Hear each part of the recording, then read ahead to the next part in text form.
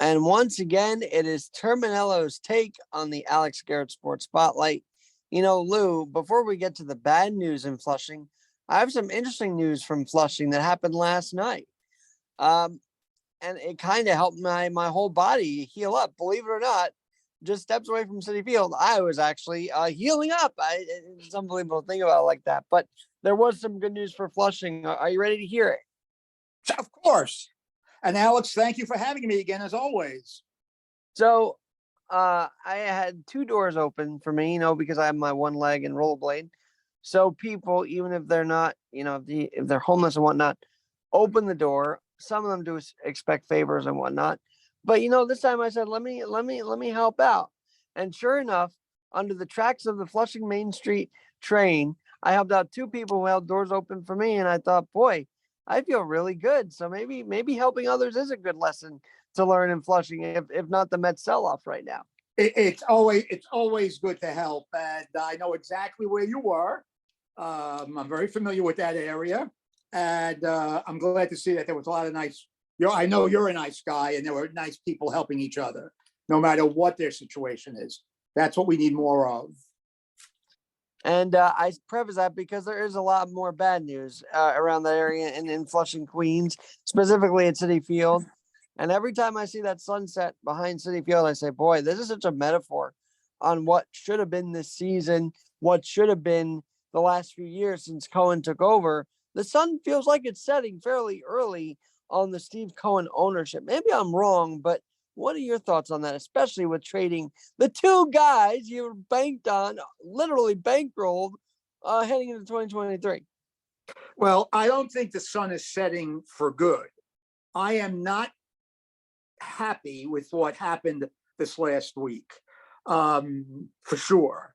But while I know every one of the main starting 8 for the Mets were having career bad years, they still were only 6.5 games out of the last playoff spot on July 29th, when they traded Robertson and then they traded Scherzer. I know the team was inconsistent, up and down, terrible since day one, but there was still 2 months to go in a baseball season, which is a marathon. And teams have made up 6.5 games we have seen with 3 weeks left in the season. 3 weeks ago, the Cubs and the Red Sox were selling. The Cubs are going to sell Stroman. The Cubs are going to sell Bellinger. But now both got red hot. Both are playoff contenders, and they didn't sell anybody. While I didn't feel a Met hot streak coming, in baseball, you never know. I didn't feel that Cubs hot streak coming or that Red Sox hot streak coming. I don't think the Red Sox have a very good roster. But the Mets threw in the towel, in my opinion, way too soon. Cohen looks a little bit foolish here. He thinks the Mets are his toy that he can play with, like it's a Strat-O-Matic baseball game. It's a little moronic. I have no idea why he traded Scherzer, Verlander, Canna, or Robertson. Couldn't they have just played out the rest of the season? By the way, since keeping the guys at the deadline, the Cubs have now reeled off a few more wins after that 8-game win streak. They went back on a win streak, and they've actually scored double digits, more than one game this week. They scored 36 runs, Alex, the last 2 nights against the red-hot Reds team. So in baseball, you got to play it out, in my opinion. In this situation, they should have played it out.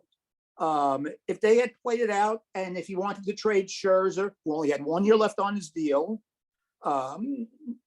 he could have gotten a better return. He ate money, and I know he doesn't give a crap about money. He's a billionaire, but prospects are just that, prospects. I didn't hear this myself, but I heard through a third party on Sirius XM radio. Michael Kay was talking to David Cohn. I guess it was Tuesday night. It was Tuesday night during the Yankee Tampa game. And Cohn, between 92 and 95, was traded 4 times at the deadline for 14 prospects. Alex, how many of those prospects made a major impact if they got to the major leagues? He was traded for 14 prospects in 4 trades. One guy made it, Jeff Kent. The other 13 didn't make the major leagues at all, or just a cup of coffee. So again, these are just prospects. And you know, well, right. And the other thing about this week was I think the crazier part is people forget Verlander, or don't forget, Verlander got win 250 of his career on that Citi Field mound Sunday, only to be shipped out of town 2 days later. It's a mind, you know what they say, it's a mind cluster. It is. It is. I don't get it at all. I mean, Epler, who was Cohen's mouthpiece, said that after trading Scherzer and Robertson on Sunday, the Mets went on in a fire sale. Verlander was at the top of his game.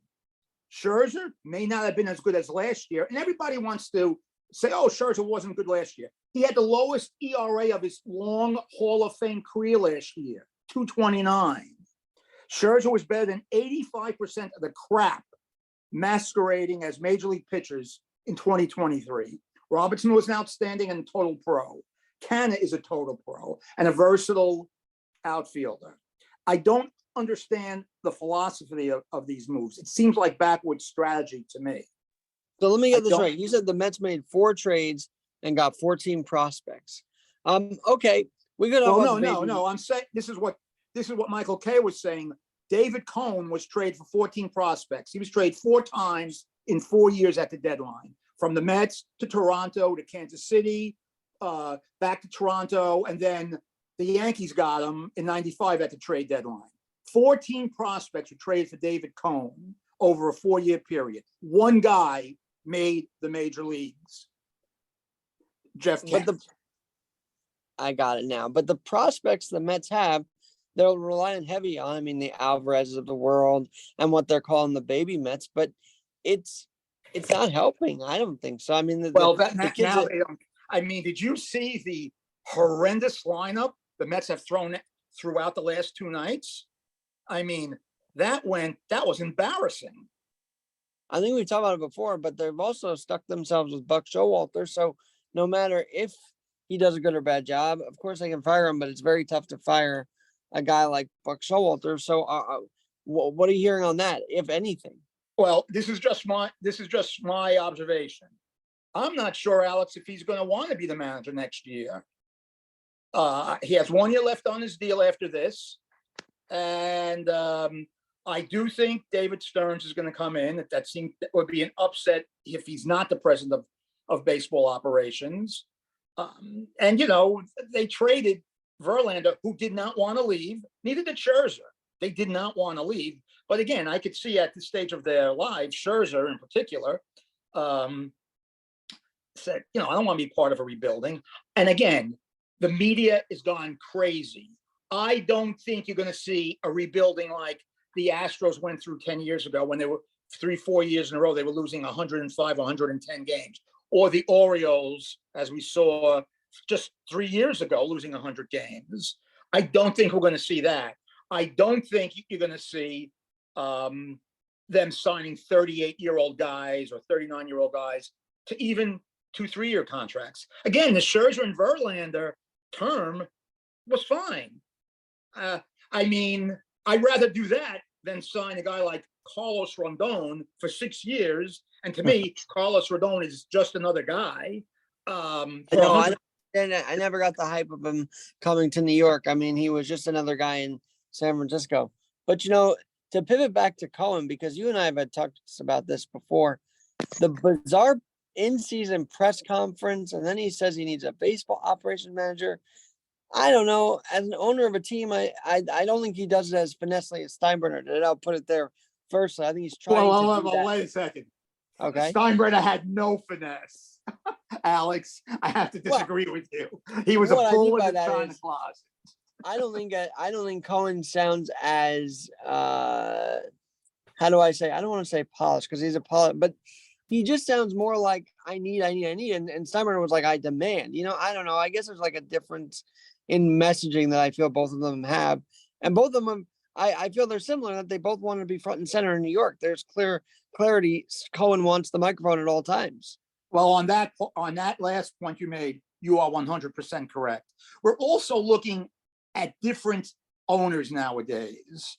I mean, I saw this morning, Tom Brady is a minority owner of the Birmingham football team, which fluctuates between the Premier League and the English League Championship. LeBron James owns a piece of an English League team. We've seen these big owners. We've seen Harrison Blitzer. They own the Devils and they own the Sixers, and they own Crystal Palace in the Premier League. Last week they bought the Commanders. We have high-powered owners. I don't think you really have to look at big market, small market anymore. Look at the Padres. 5 years ago, if you said the San Diego Padres are going to have the third highest payroll in Major League Baseball and have signed Xander Bogaerts to a 13-year deal, Soto, signed Machado to that 12, 13-year deal, Tatis Jr., that would never happen. That would never happen. So I think it's more, instead of looking at markets, we have to look at ownership groups. I think you're going to see the Saudi Arabians get involved with all their money, just like they got involved with the Premier League and international soccer. They're going to get involved in American sports. We're looking at a different ownership personality, mentality, profile that even George Steinbrenner couldn't match. That's where I think we're headed. The 54 million that, and this is not even Scherzer, I'm just talking about Verlander. Sure. The 54 million that he ate, I heard yesterday, for somebody of that kind of billionaire, is the equivalent of $300 for guys like you or me, Alex. It's chump change. When $54 million is chump change to an owner, you got to look at it. You got to look at it differently. And I think baseball, there's some expanding going on over in Dubai because Nick Swisher just became co-owner of a thing called the Baseball United Ownership Group. I don't know if you've heard of that. No, I didn't. But you see, that's an example. I didn't hear about that. I mean, we are looking at a different model of owner in Dubai now. So I guess we're trying to compete and bring baseball there, which is very tough. I think that's not a baseball market, but we'll see. Imagine more games now over in Saudi Arabia. I wouldn't be if they played over Alex. There. I wouldn't be surprised if we see that. So right next to Tiger Woods going into free fall. Right next to either Tiger Woods either golfing for LIV or PGA. He can't make up his mind this week. I swear to God, I don't know. It's weird watching all these guys try and be there's a term for it. I guess you say transnational or something like that, or transcending. That's the word I'm looking for. Mm-hmm. They're all trying to be transcending beyond just America. And I don't know. I don't think that helps the pastime of either golf or baseball in these cases here. Yeah, but, I mean, it's if you told me back on March 31st when the season began, by July 29th, this was going to happen, I would have told you that would not be the case. I would have lost that bet, Alex. And again, everybody says he bought all these free agents. Well, he bought Verlander, he bought Scherzer, short-term deals, paid him a lot of money. Both guys are going to the Hall of Fame. But what he did was he really kept his guys. He signed Jeff McNeil, who's having a horrible year. The guy won a batting championship last year, but his contract isn't terrible. He's making $12.5 million a year for 3 years after this one. I think they got him cheap. I know that sounds crazy. They signed Nimmo, who has 7 years left on his deal at $20 million. I mean, I have no problem with that. He signed his guys. The only one I think that he would revisit, and this is just me talking, I think he would revisit the length of the Lindor contract. Lindor, a brilliant fielder, but the guy, as we said in the past, and he has produced runs, but his on-base percentage for a guy of that caliber can't be hovering around 300. It just can't be. Can't. No, it's got to be 350. Right. And of course, because he came in with all those home run highlight reels and all this other fun stuff that he's not really lived up to 100%. Hey, Lou, a couple of things. Speaking of ownership, if George was around, would he have the New York Post and Daily News or one of them just put the Yankees record right above the Twins in the AL Central, so that it makes them look like they're in first place. He probably would. But again, if George was the owner, I don't think the Yankees would have been so quiet at the trade deadline. I was surprised that they basically did nothing. I mean, they picked up a relief pitcher who, I'm going to be honest with you, Alex, I know he pitched for the White Sox. I really don't know much about the guy that they picked up. I was surprised the Yankees didn't make some kind of a move to improve their pathetic Well, it line. seems like the wind was out of their sails when they pull back Bellinger from the Cubs pulled Bellinger back from the trade market. That kind of put the wind it took the wind out of the sails of the Yankees. And on that note, I think it's falling apart. You have Herman now going into rehab and not playing the rest of the season for alcohol abuse, and there was some kind of incident that went on. I mean, Boone's lost the clubhouse. I'm just going to say it, and I say it every week, but it seems like even more evident with these other issues popping up here. Well, I don't know if he's lost the clubhouse. I don't know if he can control a guy's addiction, if he has an alcohol addiction. The thing that surprised me, if they knew Tuesday night, I'm surprised they didn't make a trade for a starting pitcher. Apparently there was an incident. I assume it will come out eventually, but there was an incident that happened. I don't know if it happened in the clubhouse. I don't know if it happened at his house. I don't know if it was connected to him not starting on Monday night. They were saying that he had some armpit issues, but he came in the game in the 5th inning and then threw 5 scoreless innings. Again, they're only 3 games out, and 2 months to go in the season. Anything can happen. I know anything can happen, but again, if they get waxed this weekend, starting tonight against the Astros, and Alex, the Astros would like nothing more to bury the Yankees once and for all. I mean, if the Yankees get swept, that could be it. Actually, Verlander's probably starting this weekend. How crazy is that? Yeah, as an Astro. So there's that. He's going to start Saturday or Sunday, it looks like. And he's pitching very well. Well, I want to stay in the AL West for a minute because not many people are talking about it, but I saw it when they got Montgomery, when they got Scherzer. The Rangers just upped their value even more. I mean, you've got Scherzer, you've got Monty from the Cardinal, while the Yankees now back to the AL with the Rangers. I think if they have to face the Yanks in the first round, the Yanks are in trouble with just those 2 guys alone in like a 3-game series, 3 out of 5. Well, yeah, no, I agree with you. But the thing is, it doesn't look like if the Yankees get hot, they'll probably end up 6th. And you want to end up 6th in the American League, because even though you're going to have to play that first round series on the road, you're going to be playing the terrible, horrendous winner of the American League Central, either Minnesota or Cleveland.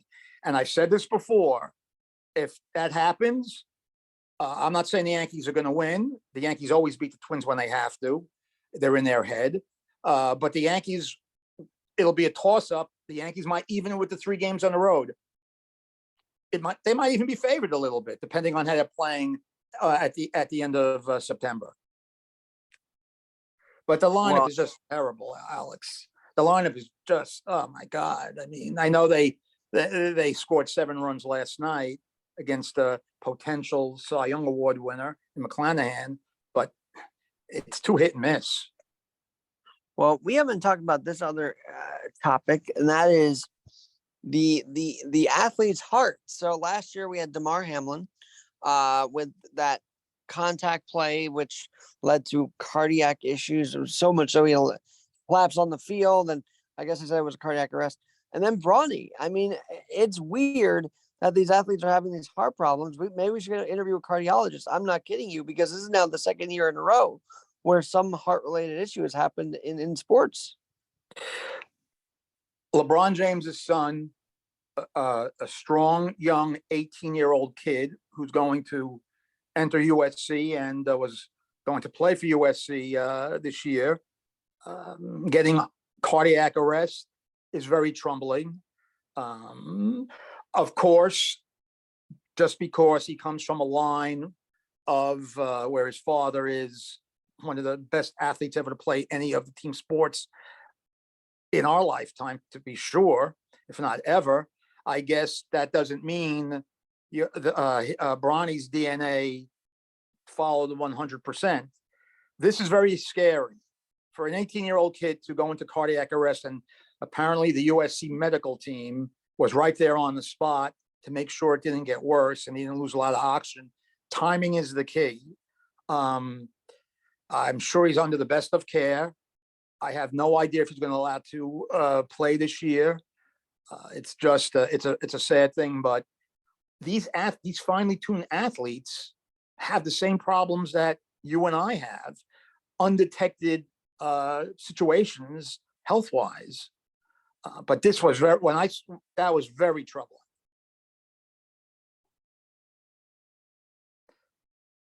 I'm here, Lou. Yeah, it was, and thank God he's home and safe. And you look at it now.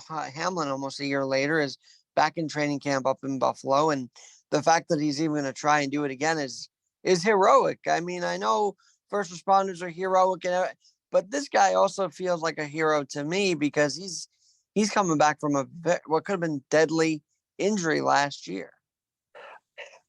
Alex, all sports are collision sports, even basketball.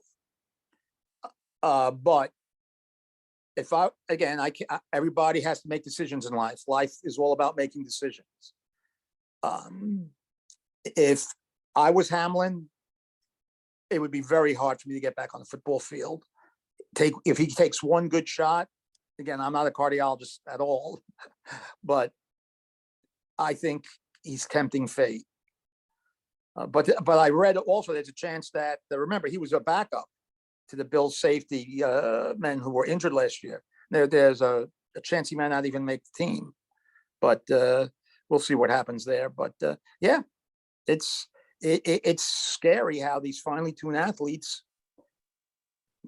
get injured and suffer cardiac arrest and things that we don't think could happen to them, especially at such a young age. The other big story for our week was that, because I was on the phone with you basically the whole time, is that you've helped me by being on the show gain the confidence to go to things like this affiliate summit where we get to meet, prospective people that might be interested in the show. And I want to thank you for giving me that confidence by coming on.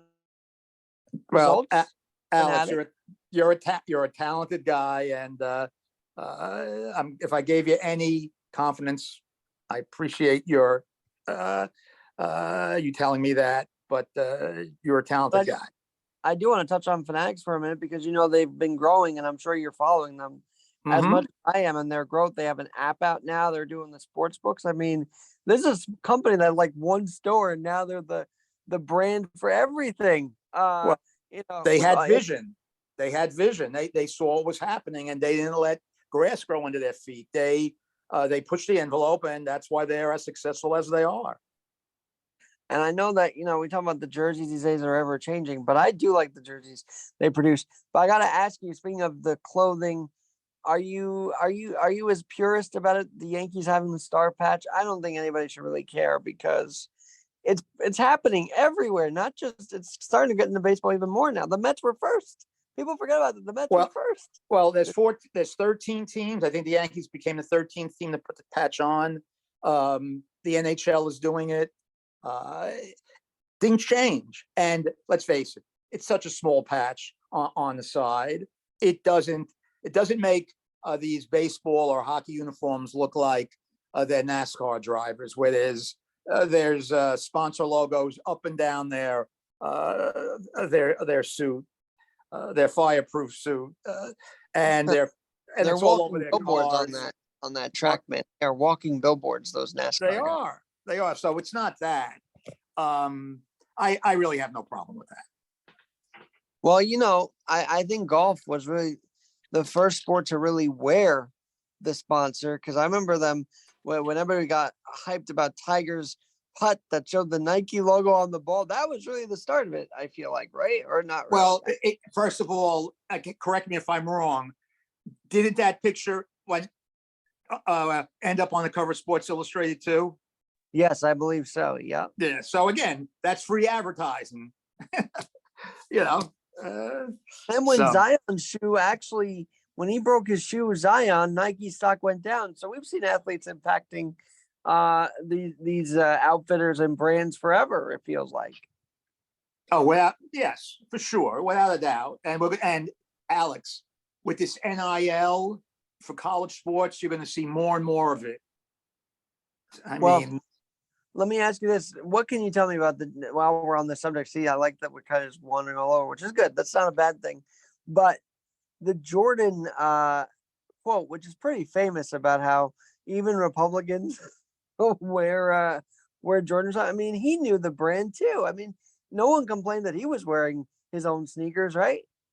well, Jordan's one of the smartest guys going.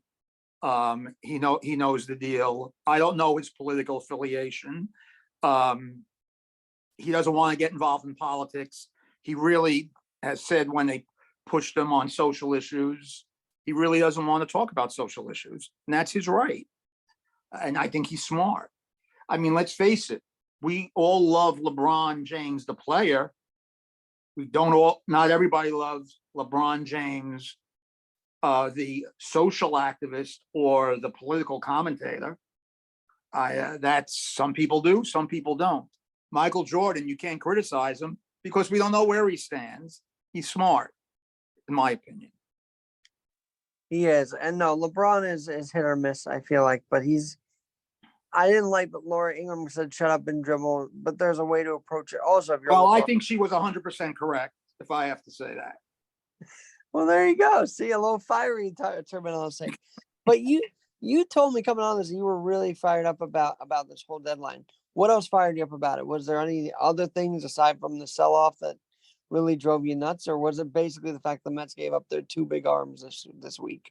Yeah, I was surprised that they gave up their two big arms. I really was. I'm also surprised that Eduardo Rodriguez, and I understand why, turned down a chance to go to Los Angeles Dodgers. He had a partial no trade clause, and one of the teams on it, he had 10 teams on it. One of them was the Los Angeles Dodgers, and he turned down the trade to the Dodgers. And I was surprised. I know why he did it. I know he had some family issues last year and he wanted to be closer to this family on the East Coast. I'm surprised the Orioles didn't make a run at Eduardo Rodriguez. That might have placated him because obviously he's still in the East. But you got to be careful with these no trade clauses. You can give them to Scherzer and Verlander. They're Hall of Famers. They've earned that right. Scherzer has won multiple Cy Young awards. Verlander has won multiple Cy Young awards. They both have thrown multiple no-hitters. They've earned that right to get no trade clauses that late in their career. But Eduardo Rodriguez is a good pitcher. Nothing great. He's a 6-inning pitcher, like they all are nowadays. I'm surprised that he turned that down. I'm surprised the Orioles didn't go after Verlander. Verlander is from Northern Virginia. From all indications, and his brother Ben Verlander, who works for, I think, Fox Sports Detroit, said, "Oh yeah, he loved New York. They love New York. They don't want to get traded, but he would have went to Baltimore. And of course, he has a personal relationship with Jim Crane at Houston. The funny thing is, why didn't Jim Crane give him the money at the end of last year when he was a free agent?" So that surprised me a little bit. I'm surprised the Yankees did nothing of even moderate significance. That'll cost them. I thought the Red Sox would do something. That surprised me a little bit. They didn't do anything of significance. I mean, the team with the best offense in baseball, and they are the best team in baseball through the first 4 months of the season, the Atlanta Braves, added to their bullpen because you never have enough bullpen arms. They get hot and cold. They're getting Max Fried back. I think he's pitching Friday against the Cubs. Excellent pitcher who's had injury problems. Kyle Wright, a 20-game winner last year, is coming back. I mean, the Braves are going to be the favorite going into the postseason.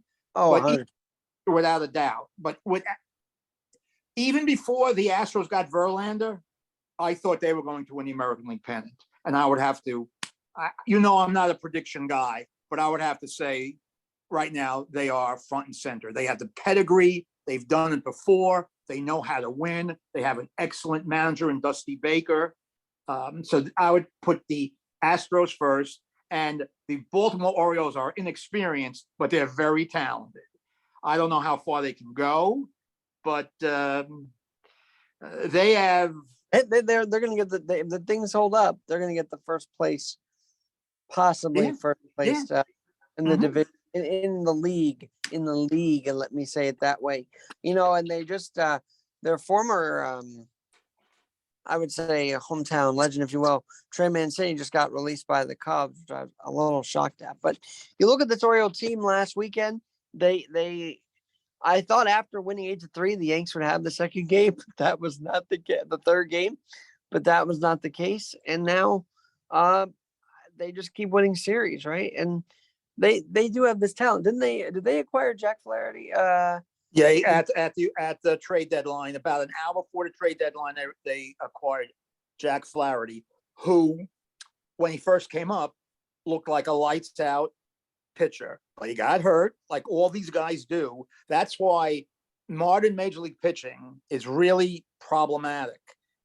He doesn't throw as hard as he used to. I assume he'll help them out.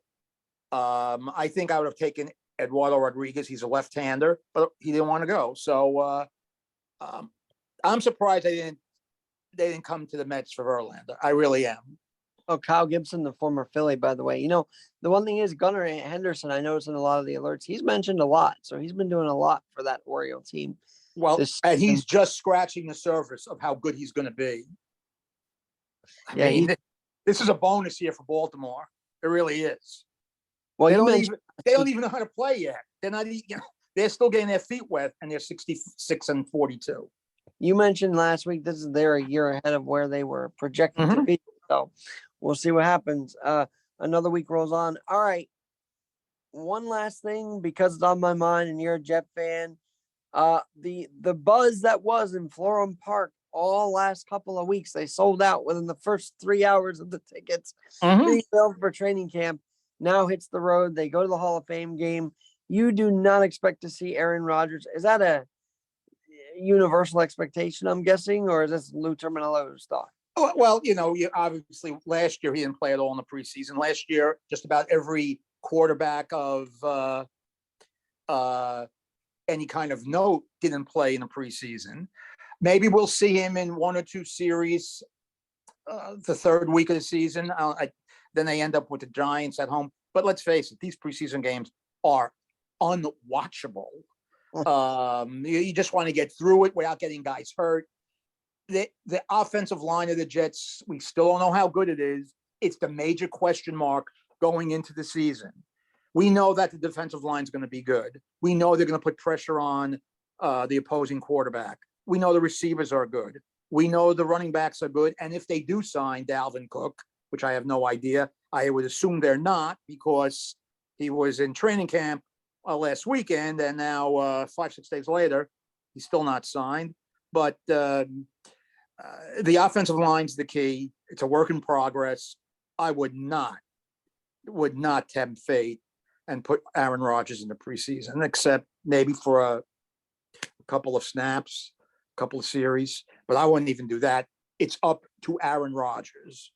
He knows how he's progressing. And apparently, the first 2 weeks, he looks sensational. Well, maybe it's the psychedelics. I'm just kidding, Lou. I'm just kidding. Hey, whatever gets it done. Whatever gets it done, Alexander. Whatever gets it done. Lou, always a pleasure. I got to say, I miss calling my dad after doing these Piscopo morning shows, but I love that I have people, keeping me company through all of this last few months, and you've been a big part of that. So thank you. It has been my pleasure, and your versatility is all over the place. You're on Piscopo in the morning. You're on the 12 o'clock show. You're on the Power Hour at 6. You're, like I told you should have your own show on AM 970. And we'll get there. Who knows? But for now, Lou Terminello, that's Terminello's take on the bad news in Flushing. And hopefully, just maybe, things will turn around, because this city's getting it's a little tiring. It's a little too hot. And it doesn't even feel like the dog days of summer when these teams are not on fire, right? So there's that too. You're 100% correct. It's Lou, very depressing. Lou, thanks for joining, and we'll talk more on the next episode of Terminello's Take.